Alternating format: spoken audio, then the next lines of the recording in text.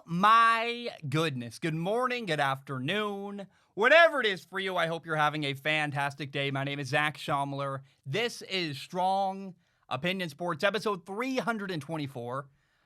It is Sunday morning. The Titans-Ravens game is about to start very shortly. I'm excited for today. Today is day one recap of Wildcard weekend. Tomorrow we'll talk about the games from Sunday. This is about Saturday's games. We'll talk about the Tampa Bay Buccaneers. We're going to talk about the Buffalo Bills, Taylor Heinicke, the Rams. And then also we're going to talk about Deshaun Watson and what I would do if I was the Houston Texans owner, Cal McNair. And then we'll end the show with some Ask Zach questions. But first I want to give an analogy, one that if you are a dedicated listener of the podcast, you might remember. I want you to imagine you're driving your car down the road and you want to check your speedometer. You want to see how fast your car is going. And to do that, while you're driving your car, you had to log into a program, use a password, and oh yeah, by the way, the information may or may not come back to you instantaneously. It might have to be a little bit of a wait, some arbitrary amount of time before you figure out how fast your car is going, which already sounds really stupid. But then imagine that in order to check your fuel level, how much, or am I an empty? Do I have half a tank left? Do I have a full tank? In order to check your fuel level, you had to log into a completely separate program. And then maybe you're afraid if your car overheating, you want to check your engine temperature. It's another password and another program.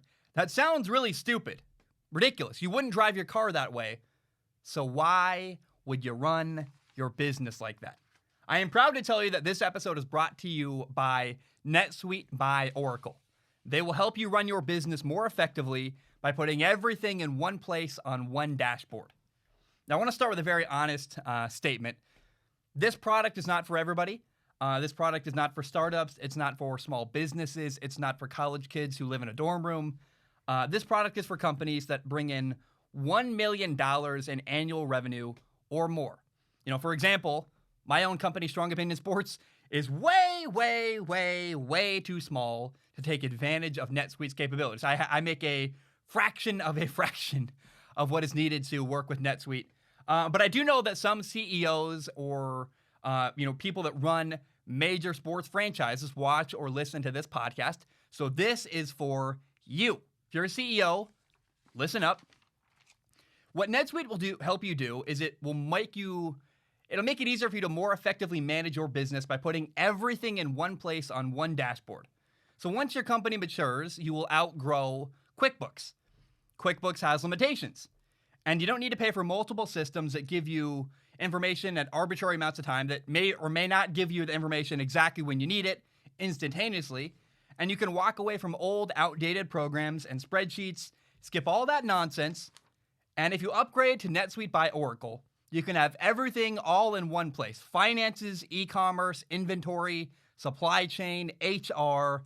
And guess what? Again, you don't need to wait random arbitrary amounts of time to get information. It all comes instantaneously. NetSuite wants me to tell you that you can be one of over 24,000 companies that work with NetSuite, but I already know. If you're a person who knows what NetSuite is and what they do, then I don't need to tell you that they are the best in the business at helping you run your business, but they are. I mean, it's pretty obvious. It's pretty clear. Everyone I've talked to makes sense. And in case you're still not sure, in case you're like, I don't know about NetSuite, NetSuite can and they will prove they are a better service. Go to netsuite.com/opinion, netsuite.com/opinion, and you can get a free product tour. Let NetSuite show you why they and how they will benefit your business with a free product tour at netsuite.com/opinion. Schedule your free product tour. Once again, netsuite.com/opinion. I think I'd said it enough times, the offer code thing. I want to jump into Wildcard weekend. So let's talk about it. Wildcard weekend day one just happened. It was Saturday. I want to just go through every game. I want to start with the Tampa Bay Buccaneers at the Washington football team. The Buccaneers won 31-23. And oh my gosh, it was a great game. It's so much fun. And I know a lot of people I got a lot of people angry at me when I said, I think it's going to be a close, fun, entertaining game. People were like, Zach, you're crazy. The two games that I thought were going to be close and interesting and hard to pick were the Rams, Seahawks, and Buccaneers, Washington.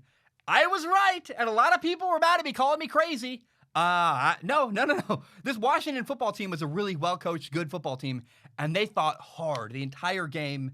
Now, Tom Brady played very well. Tom Brady, the Buccaneers quarterback.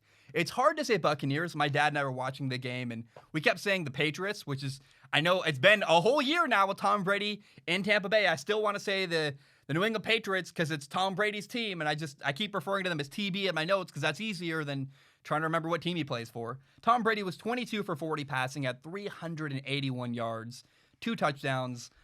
Tony Dungy had a great line. Tony Dungy broadcasting the game. Remember the former Indianapolis Colts head coach who won a Super Bowl with Peyton Manning. He was broadcasting the game, and he had a great line. He said, everybody who said Tom Brady couldn't throw the deep ball was just wrong.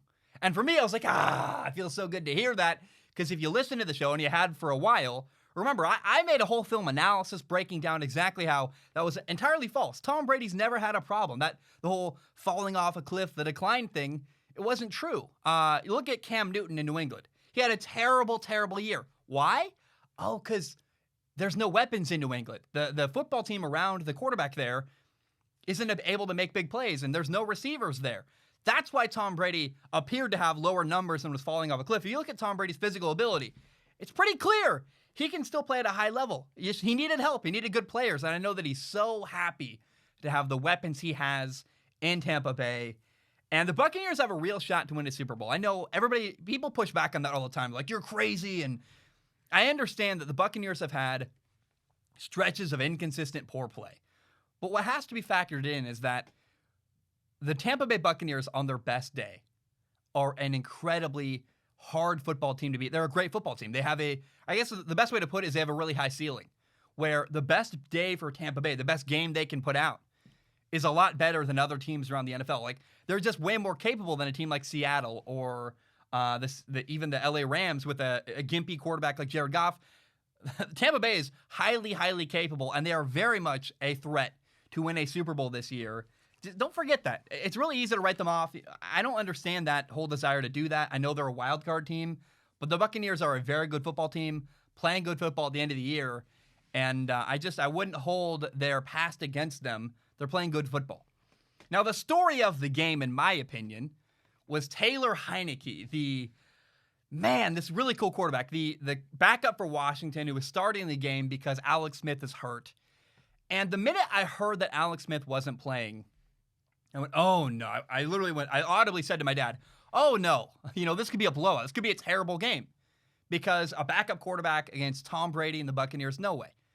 And Taylor Heinicke battled his tail off. It was so much fun. And actually, watching Taylor Heinicke run around the way he did and extend plays, escaping sacks, I think he actually did better than Alex Smith could have done. Taylor Heinicke, because of his mobility, ability to extend plays and throw the ball downfield, I mean, he did stuff I just don't know that Alex Smith would have been able to do. He had that touchdown where he dove from the 4-yard line, fully extended with the ball to the pylon. I'm like, it's so much fun to watch this guy. He made great decisions. He was super accurate. And it was just such a joy to watch Taylor Heinicke do as well as he did. Now, here's what his numbers were in the game. I mean, here's what I thought was cool about Taylor Heinicke. He made Tom Brady sweat. There were moments at the end of the game where you could see Tom Brady was going, this kid better not score. I mean, we're only up 8 points, and this kid, because he fought the entire game, the reason why Washington was in the game against Tampa Bay was none other than Taylor Heinicke making play after play after play. He was 26 for 44 passing at 306 yards, 1 touchdown, had an interception, but it got tipped off a defender's hands. I felt bad for that interception. It's like, that's just not really anything you can do about it. He also ran for a touchdown. What's crazy is that he was going throw for throw with Tom Brady in only his second ever start in the NFL. And imagine that your second ever NFL start came in the playoffs against Tom Brady. Like, bam, that's crazy to me. And he not only did he do well, he showed up. He kept his team in the game. And this is a guy who was the XFL St. Louis Battlehawks backup quarterback last year. He played in the XFL and wasn't even a starter in the XFL, but he came to the NFL, showed out, played great, and I really loved it. I believe he earned himself a contract for next year, whether it's in Washington or somewhere else. If I'm Washington, I'm not letting the guy leave. I'm like, hey, we'll give you some money, stay in our team, like, we want you here. And it's kind of crazy because 6 weeks ago, Taylor Heinicke was taking college classes at his alma mater, Old Dominion, finishing up a mathematics degree. Like, what? That's crazy to me. And also, another narrative here that is honest and true is that watching Taylor Heinecke, frankly, shred the Tampa Bay Buccaneers. And it wasn't like the Buccaneers were bad. It was that Heinicke was making throw after throw after throw into tight windows, like just really great throws and really great decisions. And I know that you can say, well, it makes the Buccaneers defense look bad. I think, honestly, it just made everyone else go, wow, Heinicke can play. And the reality is that what it really did here is it put Dwayne Haskins to shame. Dwayne Haskins got cut by the Washington football team earlier this year. He's a former first-round pick who played for them, and a second-year quarterback. Dwayne Haskins never once in Washington looked very prepared or like he was doing a lot of work off the field. This guy, Taylor Heinecke, came in with a couple weeks' notice, learned the playbook. I think he already knew it from the Panthers. Remember, he played for Scott Turner, who's the offensive coordinator in Washington and Carolina. He knew the offense already. But my point is, he looked way more prepared than Dwayne Haskins ever looked, and that's not good. That a first-round quarterback got embarrassed by Taylor Heinecke playing way better than he could. I also got to say that Washington, did anybody see Chase Young, the rookie defensive end for Washington, celebrating with Taylor Heinecke? Like, when Taylor Heinecke ran for a touchdown, you saw, Chase Young runs up, he's putting his finger on the guy's back like, this is my quarterback, and it just shows how desperate for a quarterback Washington is. They just want somebody to believe in, somebody that they can trust will make plays and be good with the football. And man, I'll tell you, I don't know if, I couldn't tell you whether or not Taylor Heinecke was a one-hit wonder. There are guys who occasionally have a great game, and you just never hear from them again. Matt Flynn had an amazing game a couple years ago in the Week 17 game between the Packers and I think the Lions, I believe. Got a long contract in Seattle, then got beat out by Russell Wilson. The rest of the history, Matt Flynn is forever forgotten. But I will say that what we saw from Taylor Heinecke, if he can ever do that again, that's legitimately good football. Like, this is not an example of a guy who got lucky a couple times, threw some screen passes, had a couple handoffs, and played very well. No, Taylor Heinecke was making throw after throw after throw into tight windows, making great decisions. And I don't know if he can do it again. I hope he can. I like Taylor Heinecke. There's no guarantee he's going to be a great NFL quarterback from this point on. But what we saw on Saturday was, without a shadow of a doubt, really good high-level quarterback play. And, oh my God, it made me so happy. I love watching the guy play and do well. Cool story and a cool guy.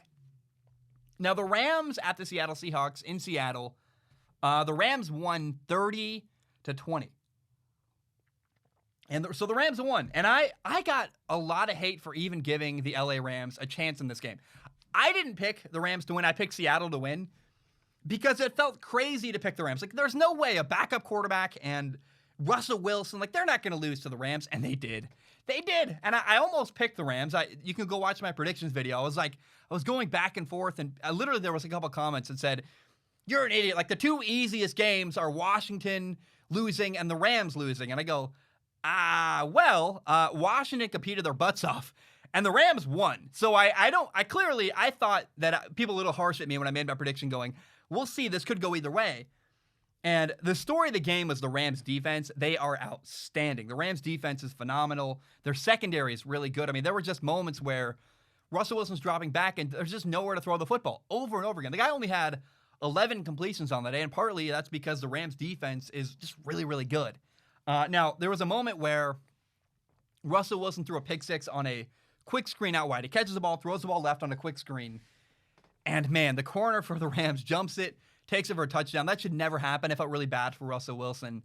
The receiver's got to block the defender there and not let them undercut the ball and get a pick six. I felt really bad. The broadcaster, Troy Aikman, kept saying, like, that's not a dangerous throw. That should never be a pick six. And he's right. It never should be. You never once throw a quick screen thinking, like, this is a dangerous throw. Might get picked off. Not in a million years. And so, feel bad for Russell Wilson there. Russ did have a really sweet touchdown where he escaped a sack. He was extending the play left, flipped his hip, flipped his shoulders, threw the ball deep to DK Metcalf for a long touchdown. It was a beautiful throw and an amazing play. DK Metcalf had 2 touchdowns, but in general, I know DK had really good numbers on the day, but it still felt like I really was shocked at how many yards. I think DK had like 96 yards when I looked back at the game, and part of that's because he had a really long touchdown. But it didn't, despite the fact that, hey, DK had, a lot of yards and 2 touchdowns, it didn't feel like he was doing very well. It felt like Jalen Ramsey shut him down. I was actually shocked. I looked at the numbers after the game and went, wow, the numbers don't really reflect how I felt watching the game. It felt like DK Metcalf got shut down. He was very frustrated. That Rams defense is no joke. And if they play the Buccaneers next week, that could be I don't think they will because they're the lowest seed. So they're going to play probably the Packers next week. That's an interesting matchup, Packers and Rams, because the Rams defense just is really, really good. Now, the Rams quarterback situation is a lot more questionable. John Wolford started the game for the Rams at quarterback. He's their backup quarterback. Remember, he played in the XFL as well. He got knocked in the head, got knocked out of the game very early on, so Jared Goff had to come in. He's got a busted thumb. He had surgery recently on his thumb. He came in. He did well enough to win. He had a touchdown. But I thought it was interesting, and I don't know how to say this the right way, so I'm going to do the best I can to communicate this to you guys. But if your quarterback is, we saw Jared Goff clearly was healthy enough to play when he needed to, right? If your quarterback is healthy enough to play, but you don't start him, in my opinion, that's a guy getting benched. And so the reality is the Rams do not appear to have a lot of confidence in Jared Goff. I know that, they started John Wolford because, Jared Goff was hurt, but you think Tom Brady wouldn't play if he could? You think that Drew Brees wouldn't play if he could? Like, it's less about Jared Goff not wanting to play and more about the Rams decided not to play Jared Goff. So there's something going on there behind the scenes with Jared Goff where the Rams clearly don't appear to believe in their quarterback. I would really be excited to see them replace Jared Goff this year. It feels like he's plateaued and he's hit a ceiling and he's never really going to get better. He's kind of mediocre and mundane. I give him points for playing through an injury. But I don't know how to say that the right way because he didn't get benched. He did get hurt, but he was hurt, but not badly enough that he couldn't play if he needed to. So why didn't he start the game anyway?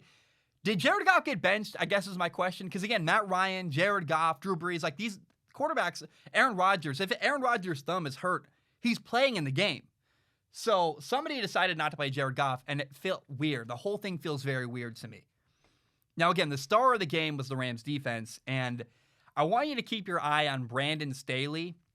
He's the Rams defensive coordinator. He could become a head coach either this offseason or next offseason. He's a young guy. They call him like the Sean McVay of defenses. And I don't know that he's ready to be a head coach just yet. I personally, if I was hiring him, would want to wait another year. But keep your eye on Brandon Staley. The coaching market's a very weird, fickle one right now. And so Brandon Staley could be a head coach next year in the NFL. The same way that, remember, Zach Taylor was the Rams quarterback coach. He became the head coach in Cincinnati because, well, guys just get elevated maybe a little bit before they're ready, and teams take a chance on a guy when they, if Houston can't hire anybody else because nobody appears to want the Houston job, maybe the answer is Brandon Staley, a guy who's not going to get any other opportunities because it's a little bit too early. A team like Houston, who might not get any other coaching candidates, might make a move for Brandon Staley because they're desperate, and Brandon Staley's not going to get any other opportunity at this point early on in his career. Well, let's talk about the Colts and the Buffalo Bills. This was a really good game. It came down to the very end. The Bills won 27-24. And a lot of stuff I want to say here. First of all, it's the first Bills playoff game in 25 years. Like, oh my gosh. I'm happy for Buffalo. They let fans in the game in Buffalo, which is the first time all year fans have been allowed in the stadium in Buffalo. And it felt like, hey, we know COVID's happening, but screw COVID. I'm not going to miss out on, I hit my elbow on the table. I'm not going to miss out on this opportunity to go watch the Buffalo Bills play in a Super Bowl. Like, I don't care. I'll die of COVID before I miss a Buffalo Bills playoff game. It's a bit hyperbolic. But my point is that I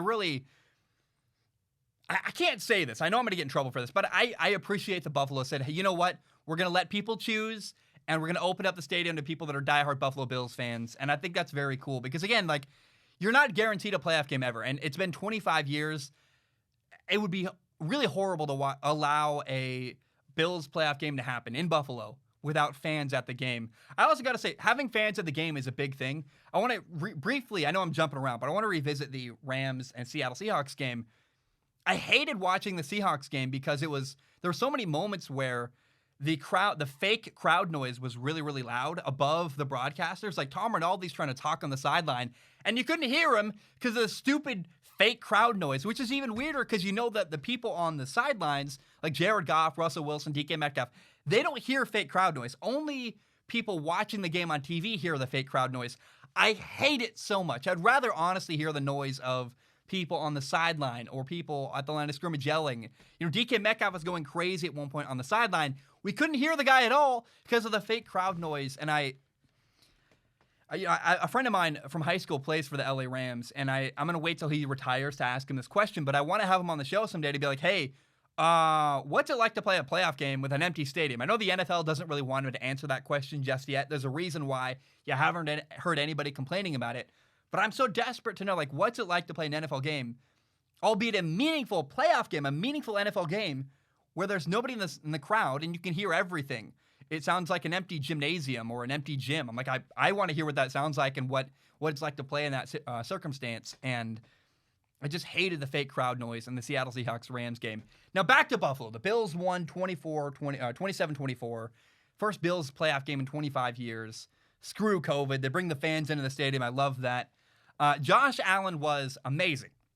He made so many incredible throws along the sideline. We're seeing the evolution of Josh Allen. I feel like every time I watch the guy, I'm more and more impressed. And actually, watching Josh Allen makes me really feel good about Justin Herbert, because when you have a guy who's literally a big physical athlete, football's easier. You watch Patrick Mahomes, part of the way Patrick Mahomes navigates the pocket and he does stuff that looks easy is because he's literally bigger than everybody else. It's like an action figure playing with, you ever play with Rescue Heroes as a kid? Like, Rescue Heroes were like a lot bigger action figures than like a lot of the other smaller ones.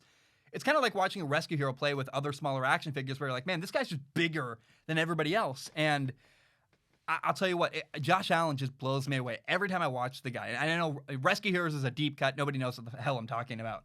But I felt blown away. I'm like, man, Josh Allen is so easily escaping sacks and extending plays and throwing the ball downfield and making pinpoint throws into tight windows. I'm like, oh my goodness. It's unbelievable. He had he had all three of the Bills' touchdowns in the game. He had 2 passing, 1 rushing. And Josh Allen's the story of the game. Like, he played phenomenal, played great. Stephon Diggs had 6 catches for 128 yards and a touchdown.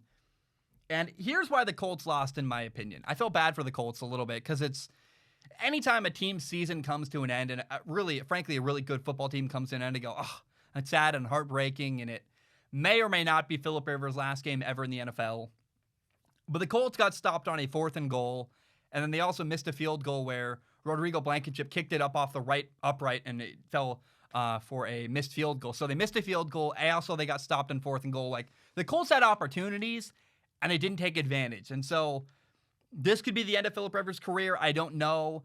It feels like they could bring him back. Here's the stat line for Phillip Rivers from this year. If this is his final year, it's like the best final year ever, where he had 4,169 yards passing, 24 touchdowns, 11 interceptions.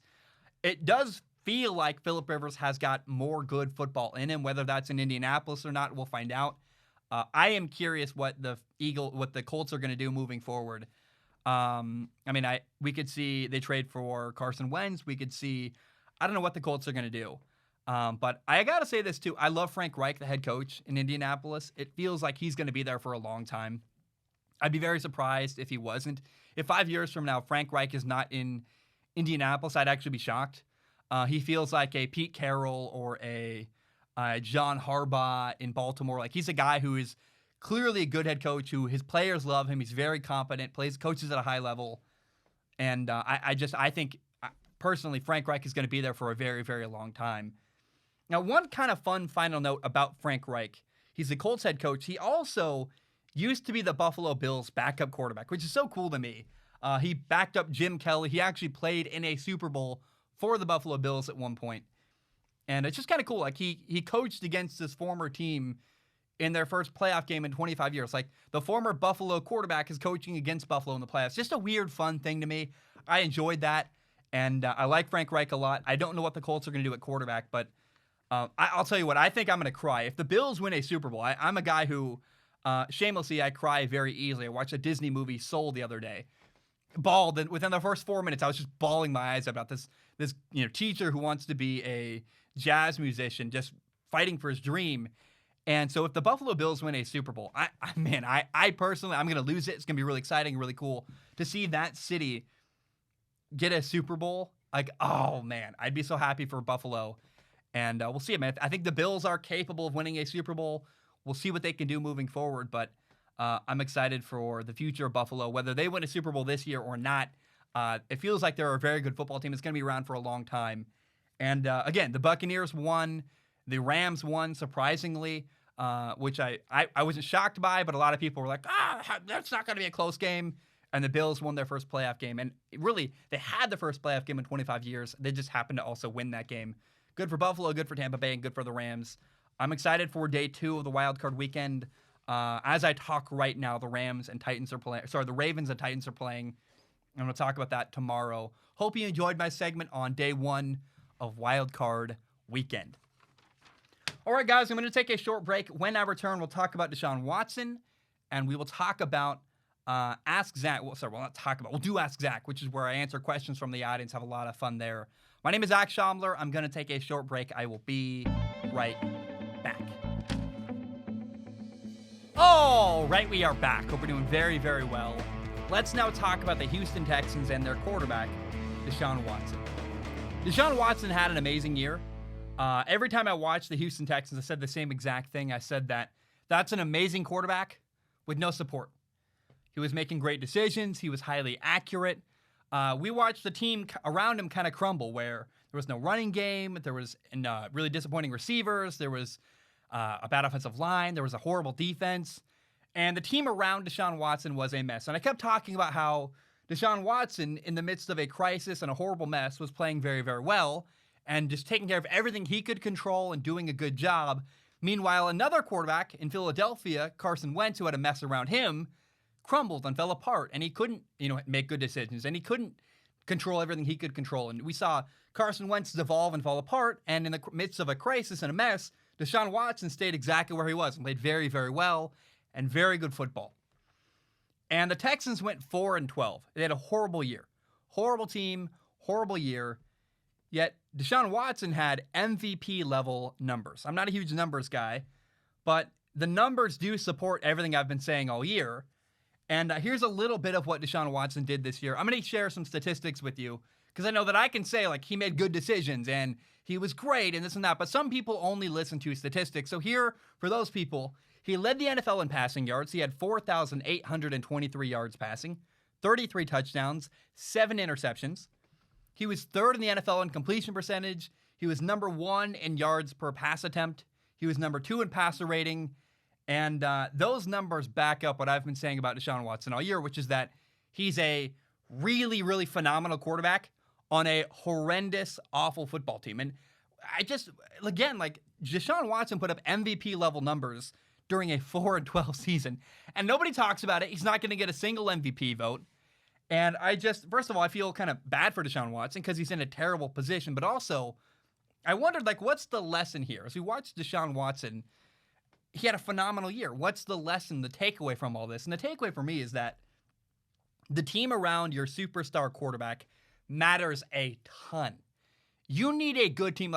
I personally look at Patrick Mahomes a lot differently now than I used to. I've always been enamored and amazed, oh my gosh, Patrick Mahomes is so good and so amazing. And even this year, I really gained respect for Patrick Mahomes. I think he does some incredible stuff. But so does Deshaun Watson. And what's the difference between Deshaun Watson and Patrick Mahomes?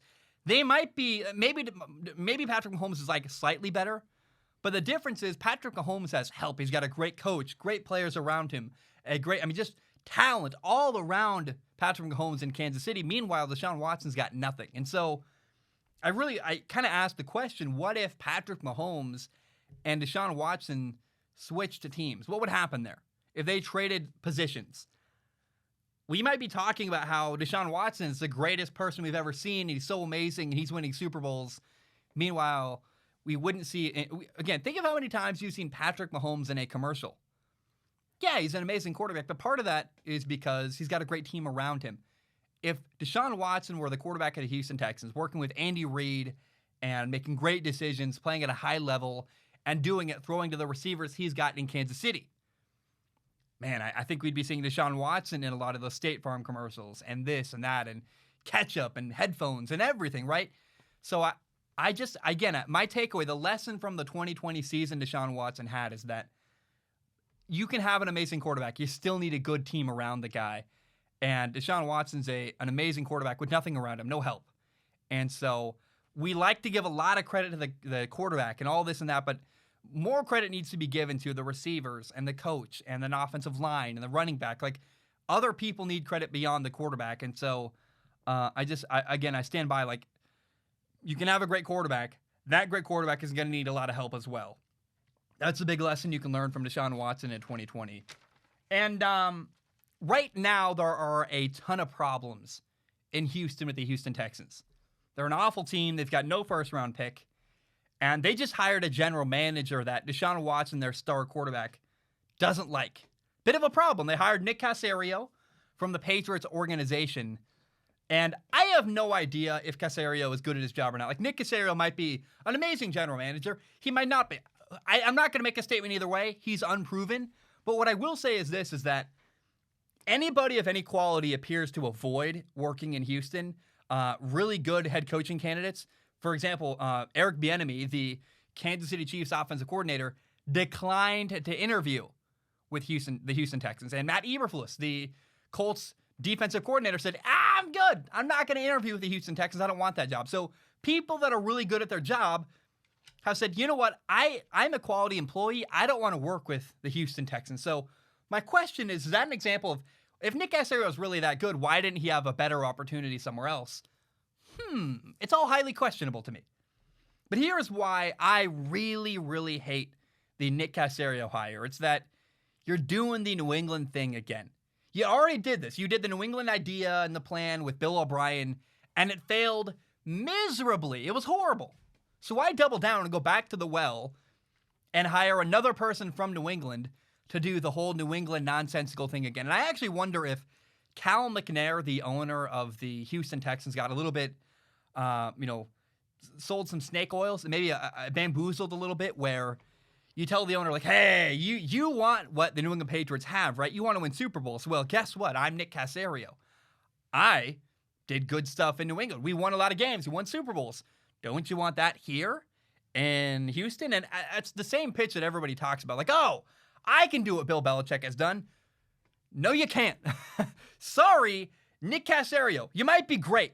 You're not Bill Belichick, right? And I'm so tired of watching people get hired from New England, getting all this, Matt Patricia, Bill O'Brien, coach after coach and general manager and personnel person after personnel person, getting all the credit for the work that reality Bill Belichick is doing. Bill Belichick is a general manager in New England. Bill Belichick's doing all the work, watching film and grading players and bringing in people. Like, I just hate watching other people benefit off the work of Bill Belichick and getting all this credit. Like, I just think I honestly believe that Houston got hornswoggled a little bit and sold an idea that is faulty and not quite right.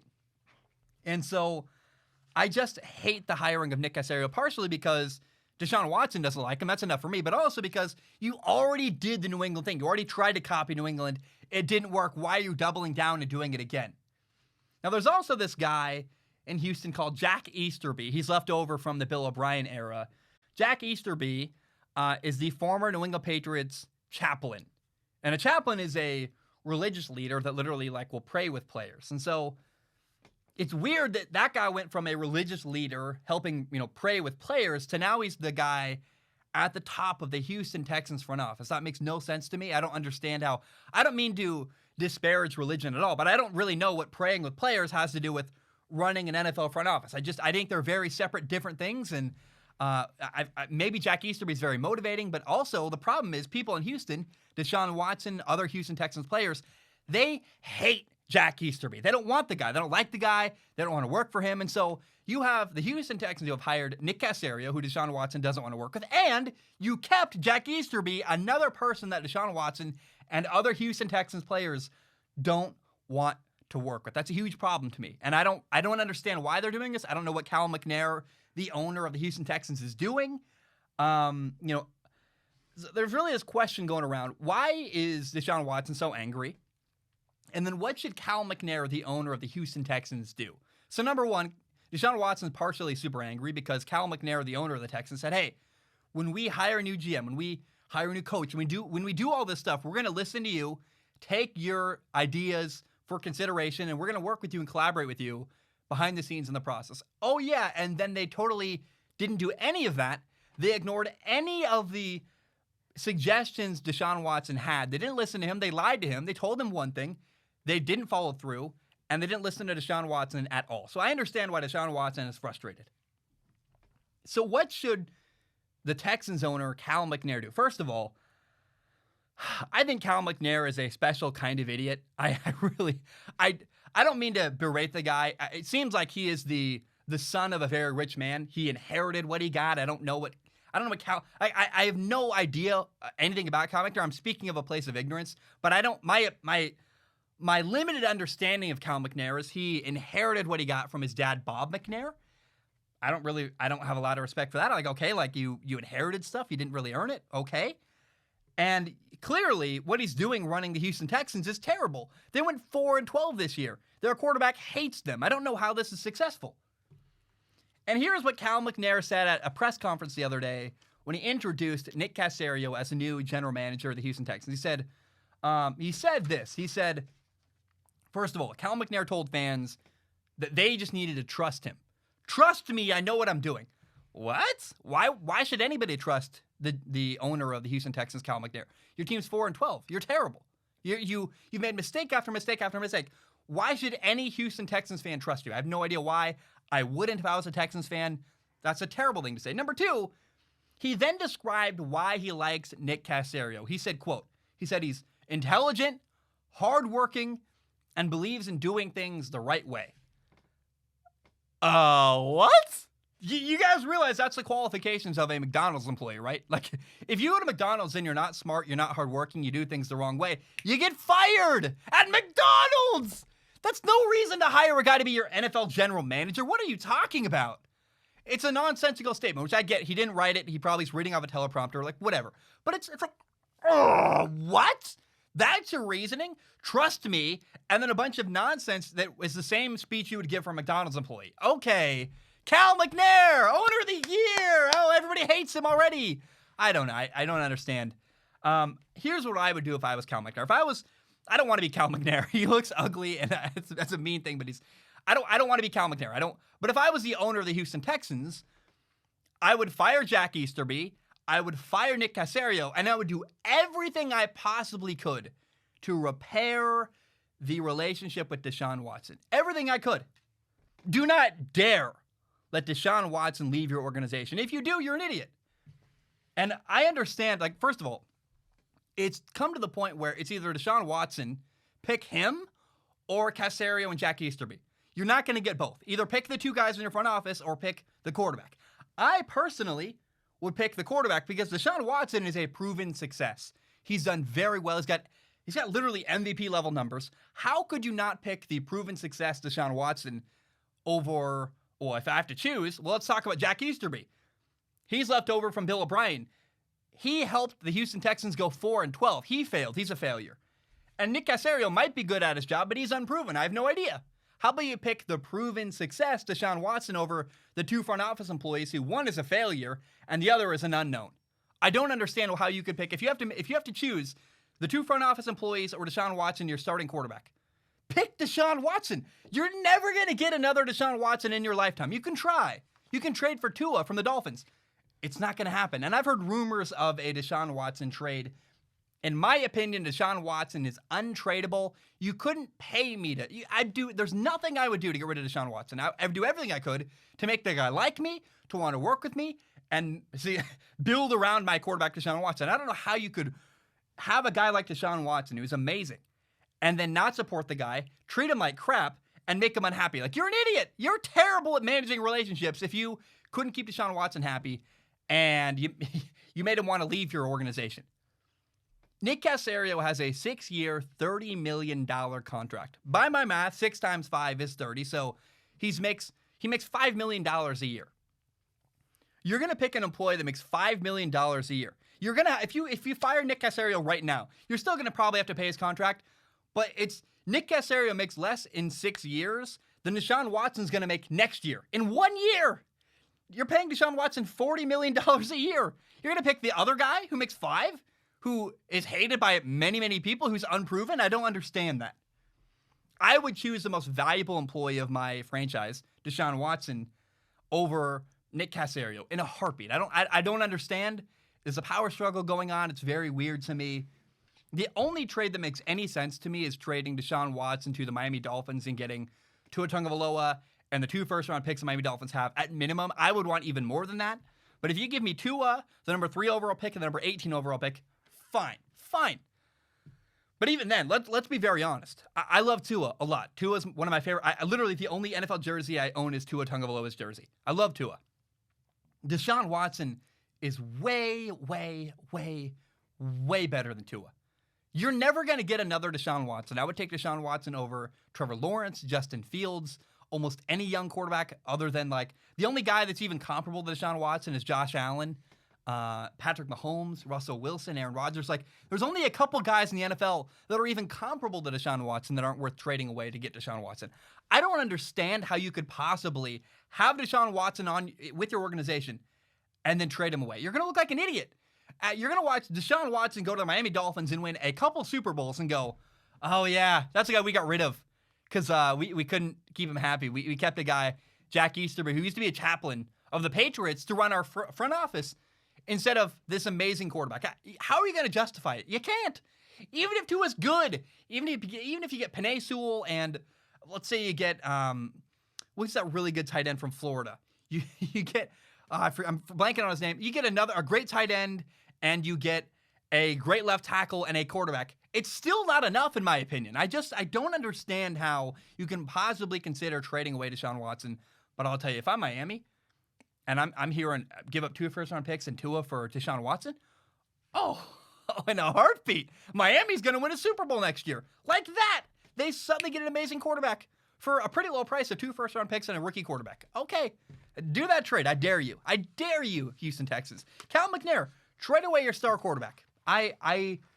Oh, man, I'm fired up. It's crazy to me. Now, I've seen some people call Deshaun Watson a bad leader for the way he's handled this scenario. Nonsense to me. That's really stupid. Number one, have you ever watched Deshaun Watson ever? He's a great leader. I don't know how you can possibly look at anything Deshaun Watson's ever done and say he's not a great leader. People love him. He's a great leader at Clemson. He won national championships at Clemson. I don't know how you can't support the guy. And he said he wants out, but that's not bad. We got a couple things to unpack here. Number one, where does Deshaun Watson's loyalty lie? Number one, Deshaun Watson needs to be loyal to himself and his family over the Houston Texans organization. Big employers do this all the time, where they try to make their workers believe that the company is more important than the worker's family or themselves. I'm sorry, Deshaun Watson needs to worry about his family and himself before the Houston Texans. He doesn't owe them anything. They're a terrible organization who's done nothing to support him at all for years. Look at the offensive line Deshaun Watson's had for years now. It's embarrassing. So Deshaun Watson needs to look out for himself. But also, Deshaun Watson saying he wants out and pushing back against the organization. How does that make him a bad leader? What is a leader? In my opinion, a good leader is someone who's not afraid to push back against an organization that's faulty or nonsense or bad structure. Deshaun Watson is not afraid to go out on a limb and say, I don't want to be here. This isn't good for me. What we're doing isn't working. It's not good. That's actually, in my opinion, good leadership. To call out a bad owner, to call out the bad stuff going on in your organization. The only way the Houston Texans are going to get better is if they fix their problems. And in order to fix their problems, they have to become aware of their problems. Don't you understand? The first step in solving a problem is pointing out the problem. And so I don't agree. Anybody saying Deshaun Watson's not a good leader, I completely 1,000% disagree with you. I think you're wrong. I think you're completely wrong. I think Deshaun Watson speaking up, not being afraid to be different, saying, hey, this isn't working. This isn't good. I don't want to be here if you're going to do this. That's actually being a good leader. It helps all of Deshaun Watson's teammates if he says, hey, I want to win games. I want to not work for this idiot. Yeah, that's the right thing to do here. Everybody's avoiding Houston.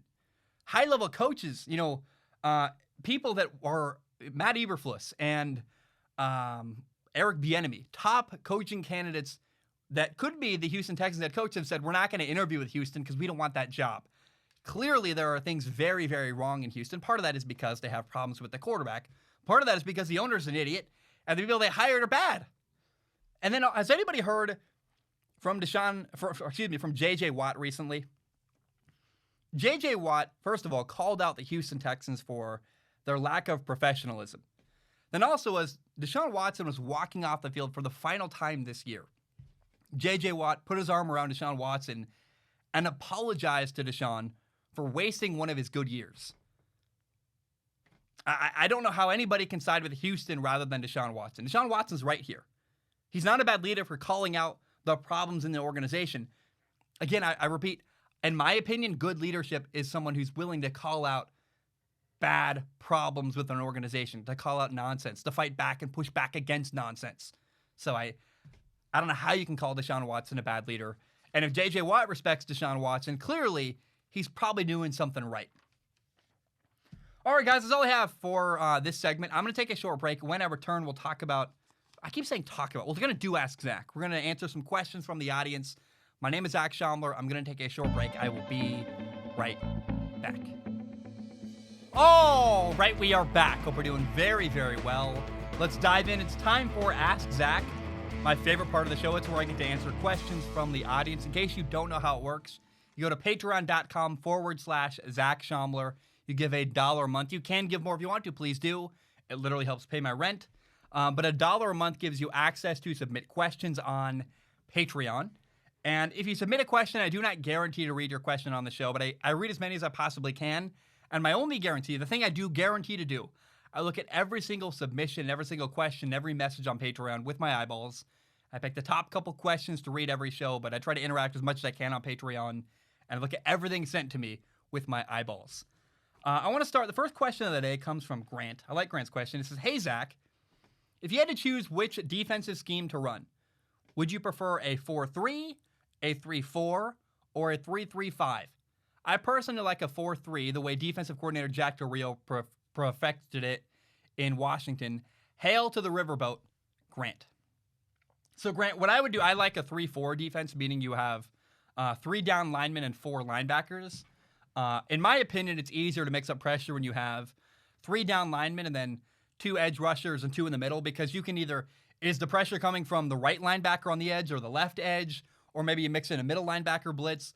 It's a lot easier to bring a 4-man pressure consistently with a 3-4 defense because there's less. If you have 4 down linemen, it's pretty clear, like, these 4 down linemen are coming after the quarterback every single time.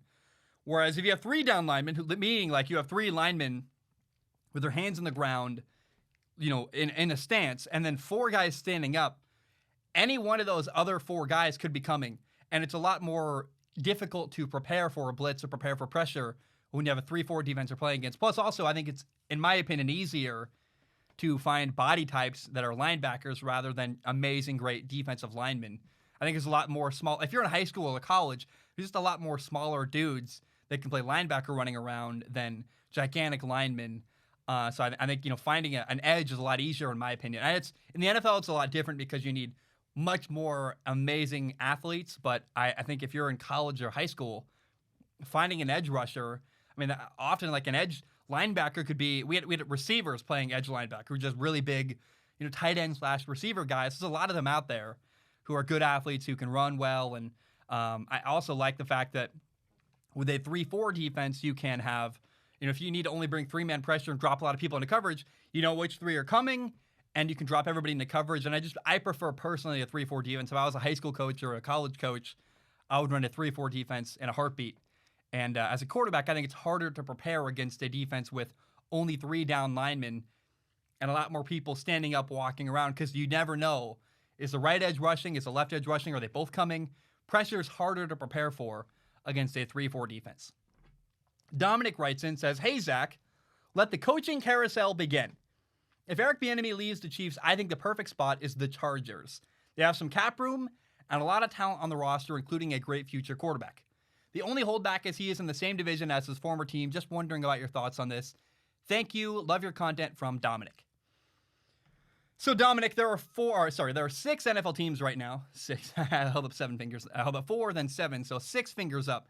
There are 6 NFL teams right now that need to hire a head coach. You have the Jets, the Chargers, the Texans and Houston, the Jaguars, the Falcons, and the Lions.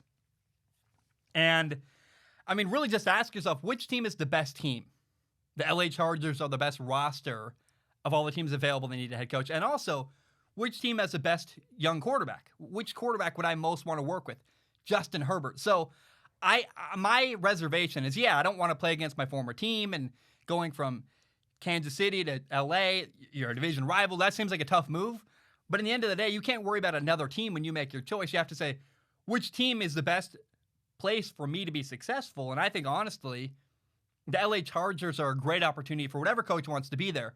Great receivers, some good talent on defense, a great young quarterback. If you're a quarterback coach or a quarterback guy, oh my goodness, who wouldn't want to work with Justin Herbert? So I would pick the best team. I think LA is the best team.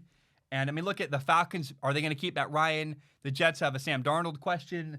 The Houston Texans may not have Deshaun Watson. Like the Chargers, you got a rookie quarterback, Trevor Lawrence probably. And I still think that Justin Herbert's better than Trevor Lawrence. Like I would take him. He's a better runner. He can move better. If I'm a head coach, I would love to work with Justin Herbert.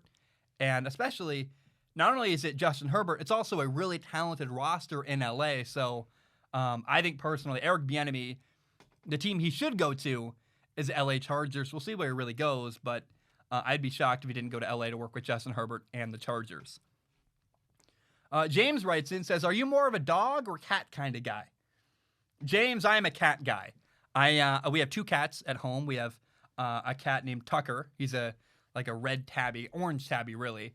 And then we have a little cat that's black and white, looks like an Oreo kind of, and we call him Mac. He's Tiny Mac right now. When he grows up, he'll be Big Mac someday, I hope. He's not growing. It's been like 8 months. He's still like kitten size. But I think cats are way easier. I think that, dealing with cat poop in a litter box is a lot more simple than letting, a lot of dogs, you have to let the dog out. Then you got to scoop it out of your yard because dog poop is huge. And if you walk your dog, you got to bring the thing to pick it up. And I personally think a cat box is way more simple than trying to manage dog poop. Cats clean themselves. You don't need to give them a bath. And I think cats are less messy. They're less destructive. I know a lot of people say, cats are terrible. They suck. Well, no, cats are like human beings or dogs. If you raise your cat right, they're going to be a great cat. We have 2 great cats that we raised as kittens. We even have a cat. Our cat, Tiny Mac, was... we adopted him from a shelter. He was abused as a kitten. Like clearly, like he's very skittish. He's very afraid. If you raise your fists like this, even if you're like excited about football, or if you yell like "yeah" when you're watching a football game, he gets really scared and flinches away because he's a scaredy cat. But the reason for that is because he was abused and hid as a little kitten. We got him from a bad situation, and now he's with us. And he used to hide. He used to be really scared and skittish. And Tiny Mac is not the same cat he was when we first adopted him. We've taught him, and he's grown up with us, and so he's really comfortable. He comes and cuddles now. He's not afraid as much. He's growing a lot as a cat. And so my point is that anybody who says, cats are suck and cats are bad, and what if you get a bad cat? You only get a bad cat if you're a bad owner. If you're attentive and you treat your cat how to behave, and cats do learn. They're very smart. I think cats are much smarter than dogs.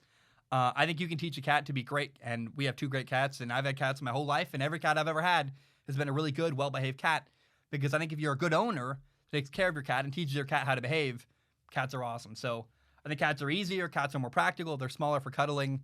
I'd like a dog someday. I think my dream someday is to have a farm in Hawaii, and then I'm getting a dog absolutely in Hawaii. It's going to be an outdoor-only dog, and I would love to have take my dog to the beach and go swimming with my dog and the whole shebang. It seems really fun. But for now, I'm a cat person, and until I can, 20 years from now, get a farm in Hawaii, like I'm not having a dog. So, I'm a cat person through and through.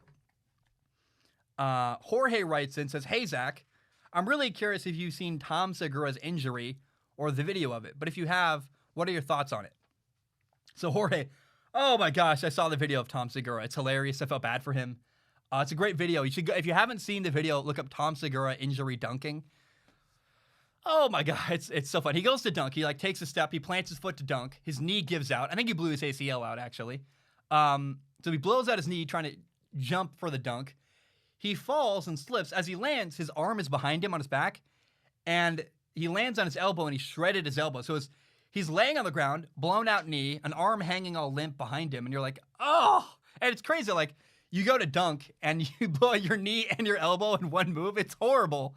And this is a joke, but if you ever needed help realizing he's old and fat, man, it's there. It's pretty clear. Hey, Tom, no more dunking. If I'm his wife, I'd just make fun of him forever. And the funny thing is, actually, that injury is going to just help Tom Segura's career forever. He's got great stories and attention and publicity, and oh my gosh, he's so lucky. I know it's funny, he got horribly injured, but he's actually really lucky because it's going to help his career as a comedian. By the way, I love Tom Segura. He's got a podcast called Your Mom's Health with his wife, Christina. It's great. Kind of reminds me, I have a podcast with my girlfriend called Flawed Humans, which is we talk about life. I think it's pretty similar to your mom's house, actually. Probably less funny, more thoughtful, but either way, Tom Segura, the injury was hilarious and painful to watch. It brought me and my girlfriend Liz a lot of joy watching it the other day in bed, and feel bad for Tom. Like, oh, it's horrible to get injured that way, trying to jump for a dunk and you blow out your knee and your elbow in one move. Caleb Bryson says, "Hey Zach, I'm excited for the NFL playoffs, and with football comes food. Which do you think are underrated and overrated foods to have during game day?" So Caleb, I take notes when I watch football. So I don't like using finger foods. In fact, even finger foods I actually eat with my hand. There's a funny video of me the other day eating popcorn with a spoon because I don't like, if I'm taking notes and using a pen and using pen and pencil or pen and paper, like I don't want to really touch my hands, get my pencil, my notes all greasy. So like I eat pizza with a fork and a knife, and I usually do that. Now if I'm in New York on the subway, of course I'm using my hands. But if I'm watching football, which 90% of my life I feel like I am, I have pizza with a fork and a knife because it's easier to eat with a less messy way. So, a knife, and you cut it. And I think pizza is amazing. I think it's a great game day food. Spaghetti, chili, and cheese. I'm telling you, spaghetti, nally chili, and ground up shredded cheese on top. Like, just medium cheddar cheese from Tillamook. Oh my gosh, it's amazing. If you haven't tried it, I guarantee, go try it. It's like a knockoff version of Skyline Chili from Cincinnati. It's so good. I think boneless wings are great. You can eat that with a fork if you want. You fork the wing and you dip it in some ranch and you eat it, or whatever your sauce is of choice. I think overrated foods, there's not a lot of them. I think food's amazing. I love food. Hard to find a food I won't enjoy. I like guacamole a lot. Here's why guacamole is a little bit overrated. Is I love it. It tastes good. It just never stays fresh. Unless I'm putting it in a burrito or eating it immediately, it's not good. Like you put it on I've been to Super Bowl parties where you put it on the table, and by the end of the Super Bowl, it's brown and ugly, and you just can't let it sit out very long because it turns brown so quickly, and you have to like close your eyes to eat brown guacamole. I think it's still probably good. I think it's just oxidized a little bit, so the color's different. It probably still is fine to eat, but I struggle with brown guacamole. I have to like close my, it just doesn't work for me, so I think guacamole might be a little bit overrated. I think it's great, but you have to eat it the minute you get it. You can't wait. And so if you're going to wait on guacamole, just don't get it at all. And for the most part, though, I think that's just great. Food everywhere. I mean, hot dogs, burgers. I think spaghetti, chili, and cheese is an underrated food nobody talks about. I think that it's a great game day food. It's also a great food just for breakfast. It's really fueling. Like we eat breakfast completely backwards in America, where in my opinion, breakfast should be fuel for your day rather than like sugary sweet stuff like yogurt or cereal. So like I eat cereal for dessert a lot. I don't really have sugar for breakfast. Pizza though, pizza's my go-to. If I'm having my dad over for a game, it's either pizza or spaghetti, chili, and cheese. And pizza, knife and a fork, it's a phenomenal time. I like a good beer. My favorite beer right now is Longboard IPA by Kona Brewing from Hawaii. I love it. It's phenomenal. So those are some snacks. I think I'm going to call it. I got some more questions, but you got to realize we got a show tomorrow. We got a show on Tuesday. So coming up, I'm going to go watch the Texans, the Titans-Ravens game. I'm going to go watch the Bears and Saints game. Tonight we have the Steelers-Browns. We'll talk about that tomorrow in a day 2 recap of Wildcard Weekend. Then on Monday night, we're going to also have the National Championship. So a lot of stuff's up ahead. I'm going to save some of my questions I got a lot of them from you guys, but I'm going to save them for tomorrow's episode and Tuesday's episode. Keep your eyes peeled for the next episode. I love you. I appreciate you. Have a great day. Ba-dum-bum. Bam. We are done.